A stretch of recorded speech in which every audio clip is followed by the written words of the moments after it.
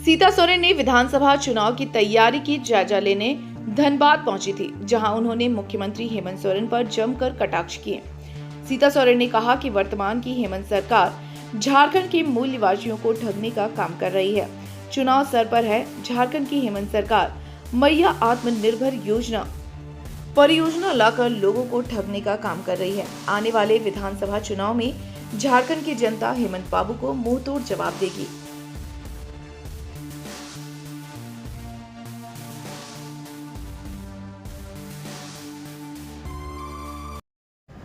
देखिए, जिस तरह से झारखंड की आम जनता देख रही थी, हम भी उसी रूप में देख ही रहे थे और लगा कि ठीक है, सरकार आप काम करेगी, जो वादे किए हैं उसको आप पूरा करेंगी। और उस दरमियान कई ऐसे उतार चढ़ाव भी हुए सरकार में, लेकिन जो वादे मेन तो ये बात है, जो मैनिफेस्टो जिस मैनिफेस्टो को लेकर के चुनाव में उतरे, वो कोई भी काम पब्लिक का नहीं हुआ और आपने जो वादे किए थे वो वादे भी पूरा नहीं किए। तो सरकार आज का डेट में देखा जाए तो बिल्कुल ही विफल है। अब इस तरह की सरकार को पब्लिक ने भी अभी तक पब्लिक को भी समझ में आ गया कि ये सरकार अब इसी बार ही, बस अगले बार तो देखना नहीं चाहेंगे। इतनी सारी जो वादे हैं वो पूरे वादे में खरे नहीं उतरे, विफल हुए। सबसे ज़्यादा तो युवाओं को मतलब ठग दिया गया है। युवा वर्ग हमारे पूरे दुखी हैं। युवा वर्ग को जो नौकरियां देने के लिए वादे किए थे, 5 लाख नौकरी देंगे, कितनी को नौकरी मिला? बेरोजगारी भत्ता की बात थी। बेरोजगारी भत्ता का भी बातें हुई थी कि बेरोजगारी भत्ता दिया जाएगा 5,000 और 7,000। तो वो 5,000 7,000 भी कहाँ चला गया? आज तक किसी को भी नहीं मिला। और आप जब चुनाव एकदम नज़दीक आप पहुंचा है, अभी तो पूरी तरह से बौखला गए कि किस तरह से वोट को बटोरा जाए।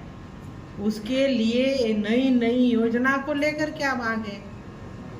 मुख्यमंत्री मैया सम्मान योजना, ये योजना को लेकर के आ गए। इस योजना के तहत हमारे जो बहनों को पूरे तरह से वो भी ठगने का काम कर रहे हैं और उनका मान सम्मान क्या 1,000 है। इस महंगाई के ज़माने में अभी सब्जी का भाव देखेंगे तो क्या सब्जी खाएंगे कि दाल रोटी भी खाएंगे कि चावल भी खाएंगे? आम आदमी जो गरीब जनता है वो तो सब्जी खा नहीं पाएंगे, इतनी महंगाई बढ़ गई है। और उसमें 1,000 रुपया का क्या दे रहे हैं भाई? इसमें साथ साथ में आपने बिचौलिया को भी दे दिया। जो अब बिचौलिया इसमें से कितना नोचेंगे? 2-3 दिन ही बीता है, इतनी भागम दौड़ी मची हुई है, सर्वर डाउन है। आप लोग देख ही रहे। क्या मिले, कब तक मिलेगा ये 1,000 के पीछे उनका जो भाग दौड़ में बिचौलिया के पीछे 1,000 से भी ज़्यादा रुपया खर्च हो जाएंगे। तो ये क्या योजना है? ये ठग बुद्धि जो अपनाए है ना, ये सब नहीं चलेगा। और आप बहनें लोग कुछ दिन के 1 महीना के बाद ही पूरे जागरूक हो जाएंगे कि ये सरकार क्या कर रही है उनके साथ में। विधि व्यवस्था साथ में आप देखिए 1 लाख रुपया का भी घोषणा कर दिए कि सरकार बनी तो 1 लाख रुपया हर एक घर को दिए जाएंगे। सरकार तो अभी भी जिस तरह से मैया योजना आपने दे दिया, 1 लाख भी साथ साथ में दे दीजिए। 1 लाख क्योंकि बड़ा रकम है, बड़ी राशि है। ये प्रलोभन को चुनाव के बाद, मतलब वोट आप दे दें इसके बाद देंगे, ठीक है ना? तो जो भी योजनाएं हैं सभी तो आप सभी योजनाओं में फेल्योर हो गए सरकार। आबू आवास में क्या हुआ?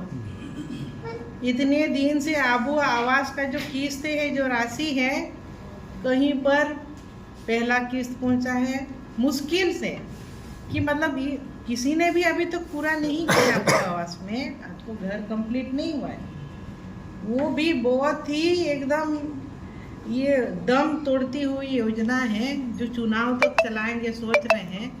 तब तक जो कि इन लोग सरकार में जितने भी लोग हैं पब्लिक सुधर जाएंगे और आने वाले दिन में देख लीजिएगा कि जो वोट होने वाला है उसमें करारा जवाब मिलने वाला है। अब ये सरकार से नहीं चलेगा, पूरी तरह से ये सरकार को जो ये नकारा जाएगा। आने वाले दिनों में भारतीय जनता पार्टी की सरकार बनेगी। विधि व्यवस्था को लेकर क्या कुछ रांची में भी दिन दहाड़े हत्या हो जा रही है, धनबाद का भी वही माहौल है। देखिए, ये तो हम लोग सब देख रहे हैं, जो विधि व्यवस्था है पूरी तरह से चरमाई हुई है।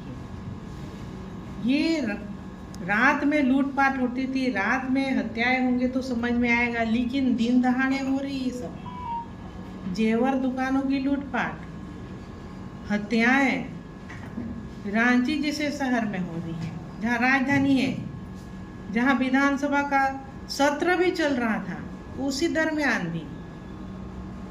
तो देख रहे हैं कि जो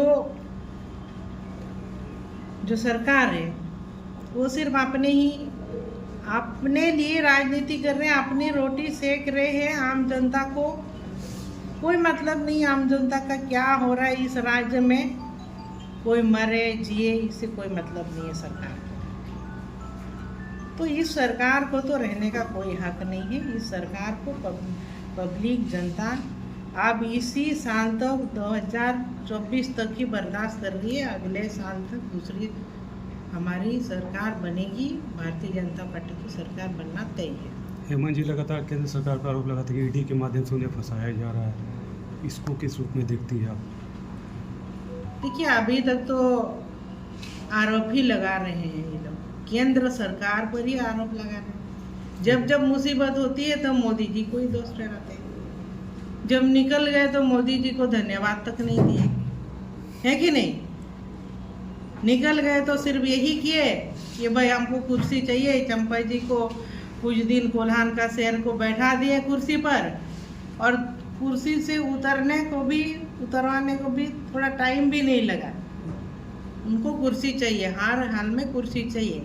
एक आदिवासी बड़ी लीडर का भी उन्होंने अपमान किया है इस मामले में। मैं यही आप भी उस घर की बहुत ही कल्पना सोरेन भी है, तो कल्पना सोरेन की राजनीति में एंट्री हो चुकी है, तो उनको लेकर क्या कुछ कहिएगा जिससे